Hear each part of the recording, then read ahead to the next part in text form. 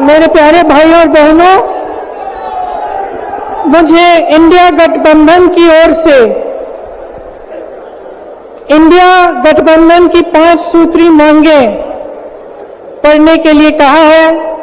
इससे पहले कि मैं ये शुरू करूं, मैं एक छोटी सी बात आपके सामने रखना चाहती हूं। देखिए, ये दिल्ली वाले जानते हैं कि ये दिल्ली का सुप्रसिद्ध रामलीला मैदान है। यहां बचपन से मैं आ रही हूं। हर साल दशहरे के दिन यहां इसी मैदान में रावण के पुतले का दहन होता है। मैं छोटी थी तो अपनी दादी जी इंदिरा जी के साथ आती थी, उनके पैरों के पास जमीन पर बैठ के देखती थी। उन्होंने हमारे देश की ये प्राचीन, हजारों वर्ष प्राचीन गाथा जो रामायण है, भगवान राम जी की जीवन गाथा मुझे सुनाई। आज जो सत्ता में है वे अपने आप को राम भक्त कहलाते हैं। इसीलिए यहां बैठे हुए मेरे मन में ये बात आई कि उनको इस संदर्भ में कुछ कहना चाहिए। मुझे लगता है कि वे कर्मकांड में उलझ गए हैं। मुझे लगता है कि वे दिखावे में लिप्त हो चुके हैं।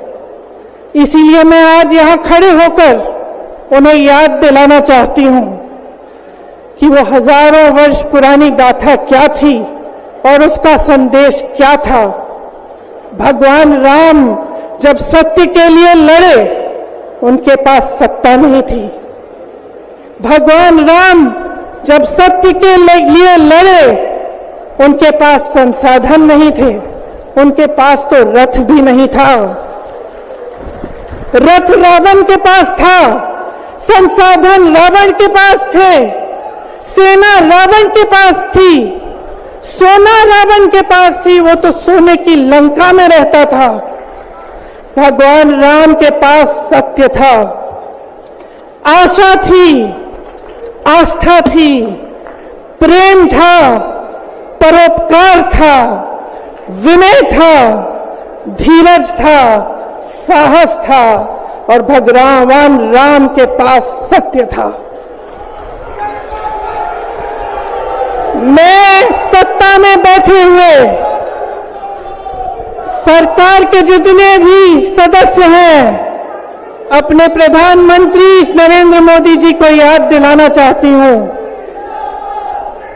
कि इस जीवन राम भगवान के जीवन गाथा का क्या संदेश था। सत्ता सदैव नहीं रहती, सदैव नहीं रहती सत्ता। सत्ता आती है, जाती है, अहंकार चूर चूर होता है एक दिन।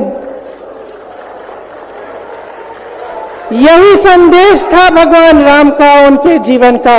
और आज यहां रामलीला मैदान पर खड़े हुए इंडिया गठबंधन की 5 मांगों को पढ़ने से पहले मुझे ये उचित लगा कि मैं ये संदेश एक बार फिर दोहराऊं। इंडिया गठबंधन की 5 सूत्री मांगें भारत के चुनाव आयोग को लोकसभा चुनाव में समान अवसर सुनिश्चित करना चाहिए। दूसरी मांग, चुनाव आयोग को चुनाव में हेराफेरी करने के उद्देश्य से विपक्षी राजनीतिक दलों के खिलाफ इनकम टैक्स, ईडी और सीबीआई द्वारा की जाने वाली बलपूर्वक कार्रवाई को रोकना चाहिए। तीसरी मांग, श्री हेमंत सोरेन एवं श्री अरविंद केजरीवाल जी की तत्काल रिहाई की जाए। चौथी मांग, चुनाव के दौरान विपक्ष के राजनीतिक दलों का आर्थिक रूप से गला घोटने की जबरन कार्रवाई तुरंत बंद होनी चाहिए। पांचवी मांग, चुनावी बांड का उपयोग करके बीजेपी द्वारा बदले की भावना, जबरन वसूली और धन शोधन के आरोपों की जांच के लिए सुप्रीम कोर्ट की निगरानी में एक एसआईटी गठित हो जानी चाहिए। बीजेपी शासन द्वारा पैदा की गई अलोकतांत्रिक बाधाओं के बावजूद इंडिया गठबंधन लड़ने, जीतने और हमारे लोकतंत्र को बचाने के लिए दृढ़ और आश्वस्त है। जुड़ेगा भारत, जीतेगा इंडिया। एक बार मेरे साथ कहिए, जुड़ेगा भारत, जुड़ेगा भारत, जुड़ेगा भारत।